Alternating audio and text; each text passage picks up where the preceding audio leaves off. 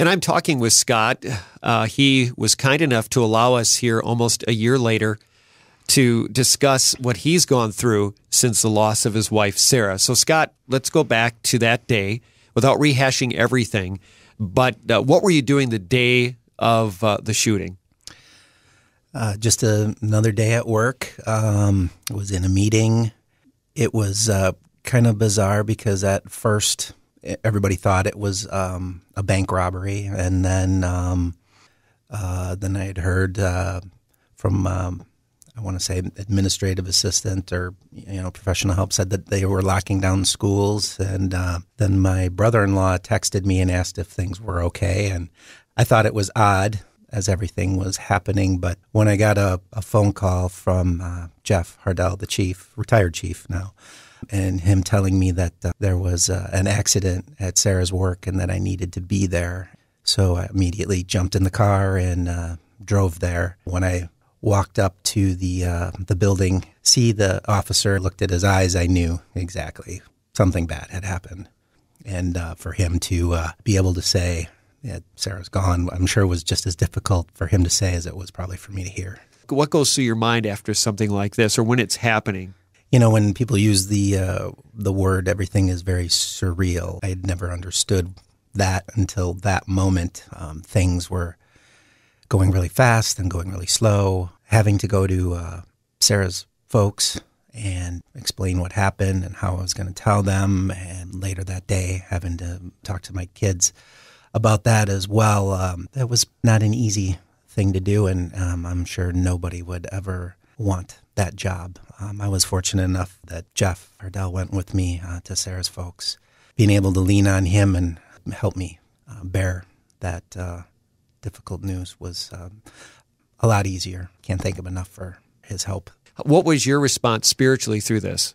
I had maybe white-knuckled my life without God for the earlier half of my life, and knew right away that when all this was happening that it was really easy to turn to him and to grab on, with my Bible, and other people of faith knew that as well. And so I know Leroy Jonas was in your life at the time, right? Yeah. He was encouraging you. I think he'd been having Bible studies even with you at the time? Yeah, I had gone to Bible study with Leroy for a while, and that was very much enjoyed it. And, ironically or coincidentally, part of our Bible study was Ephesians 6. And I had shared that with Sarah because, she had a pretty tough job of sometimes no winners, losers all the time. And, I had read that to her and, gave it to her to encourage her at that moment after a tough day of work. And so it was something that was very present in our lives, that passage. Scott, what was that first night like? Having the moment alone at night after putting the kids to bed, and it was kind of weird. I had fallen asleep, and then all of a sudden I woke up, and Sarah had given her old iPad to Lily to play with.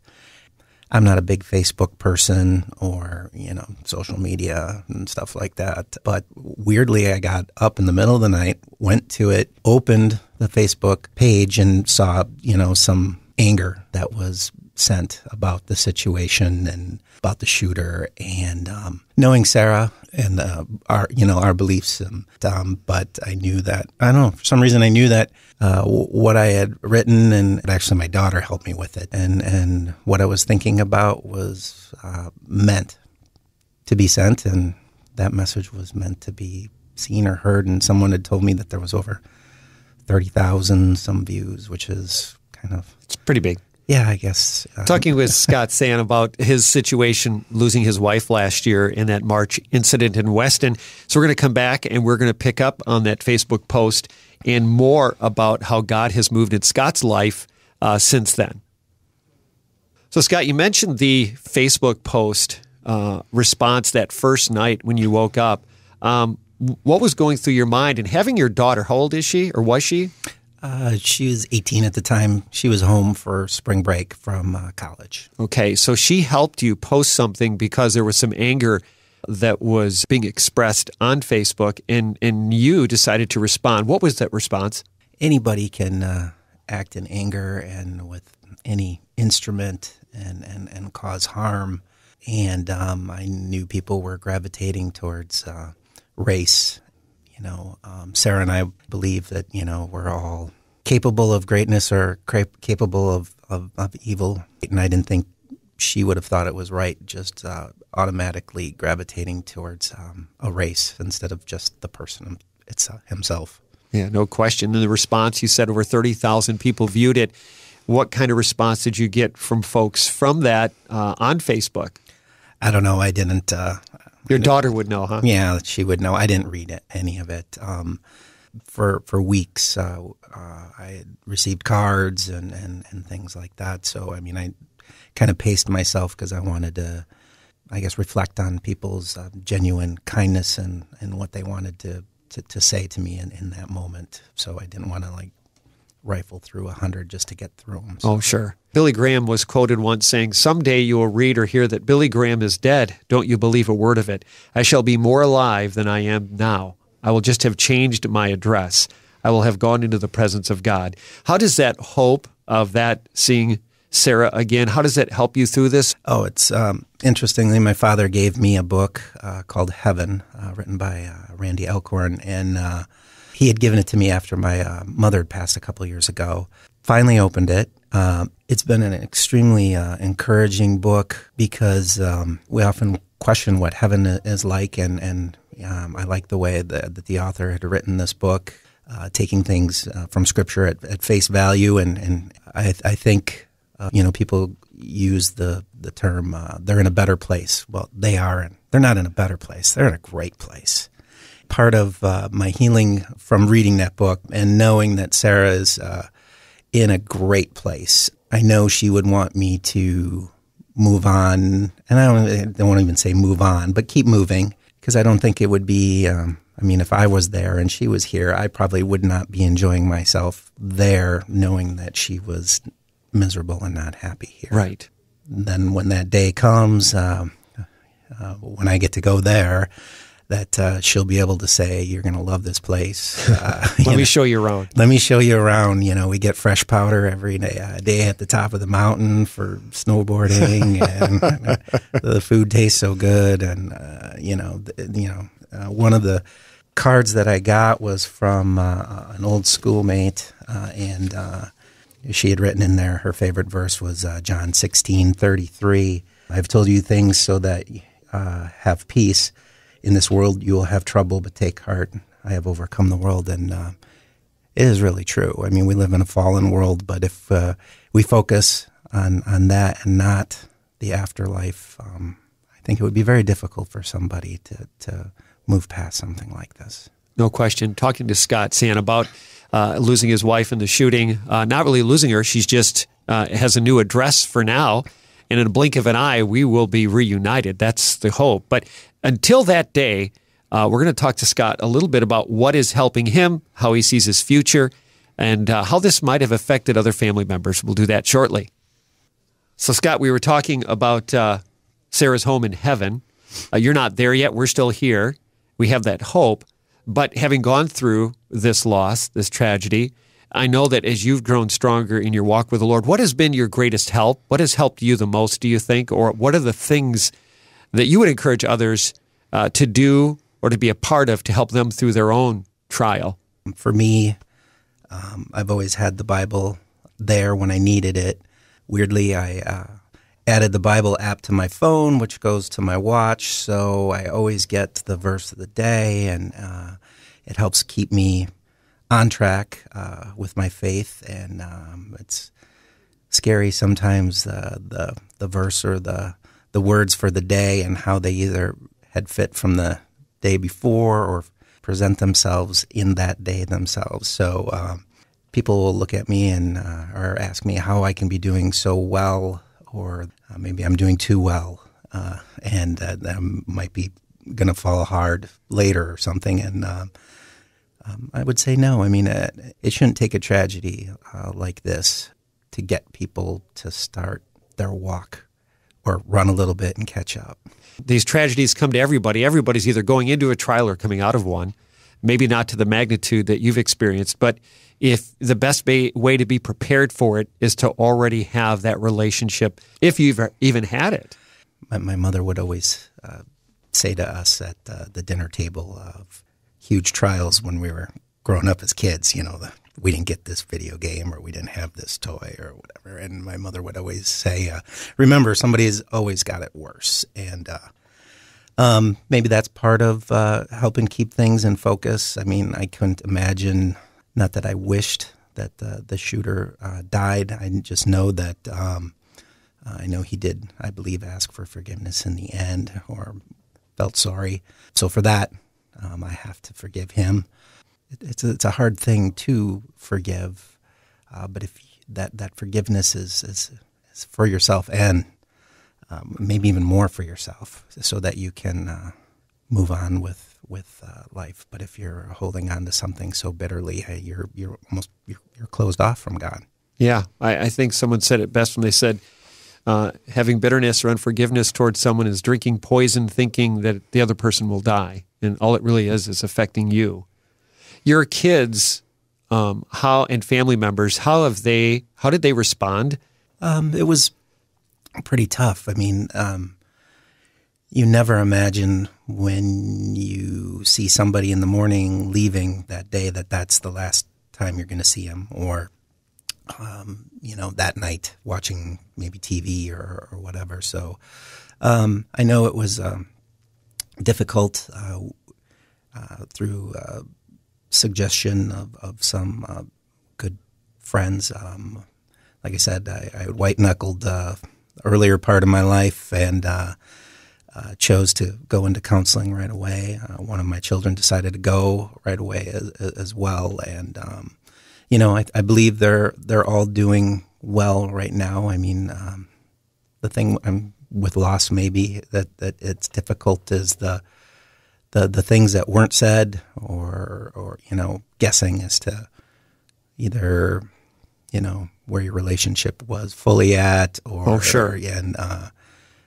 things like that. So but I believe they're doing well. I hope that they continue their journey of faith as well and learn and grow from this experience.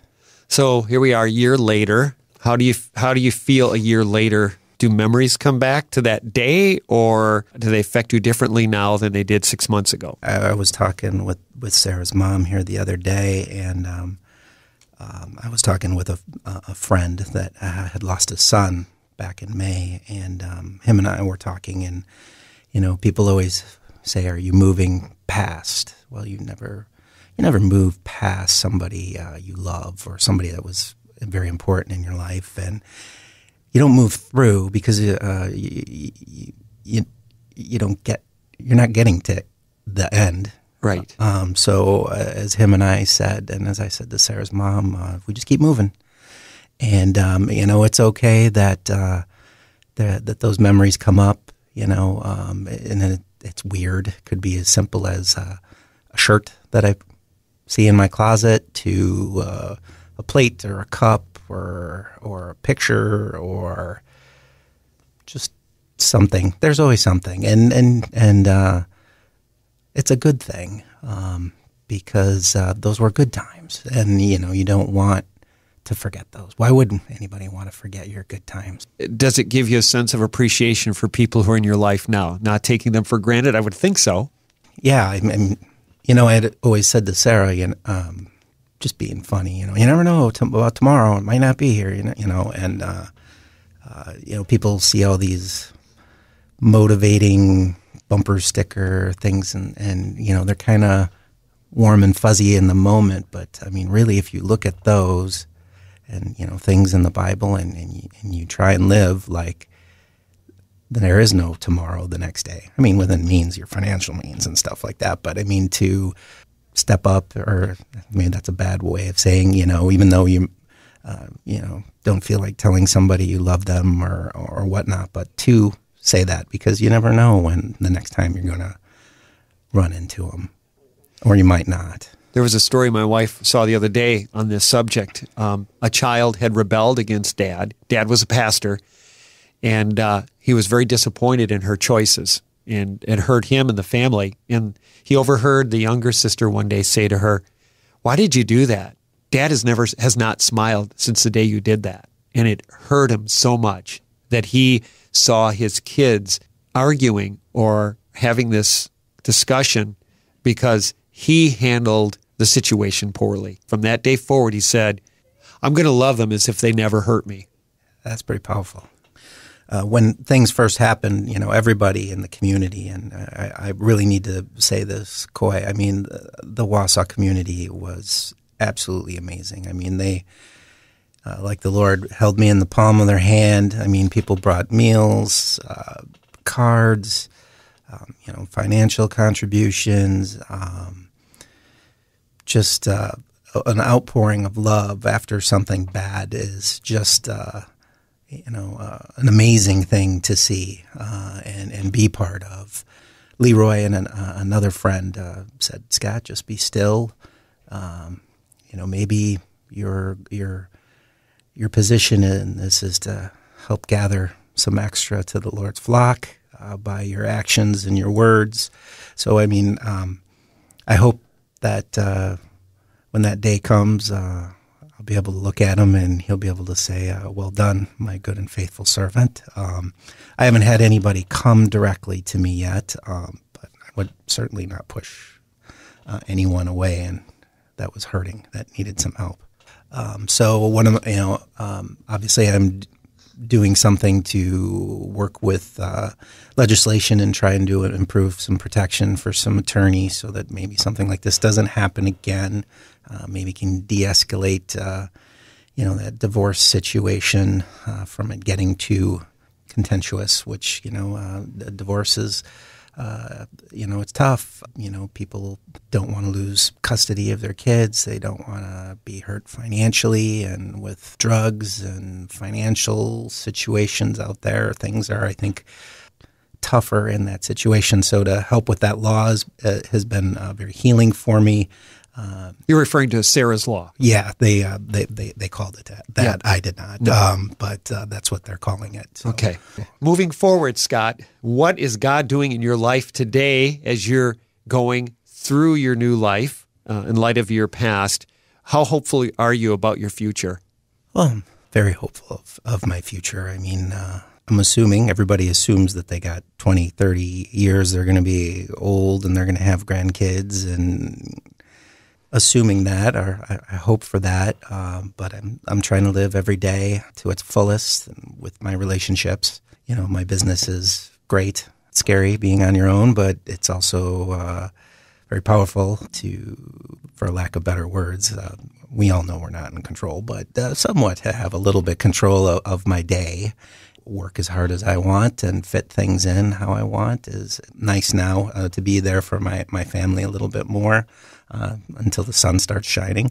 I'm very optimistic that I've been blessed every day. Maybe I didn't know it at the time. I'm assuming that we live on a fallen earth. There's going to be trouble on the horizon someday, but as long as I can keep my walk with the Lord going, it should be a great life. Yeah.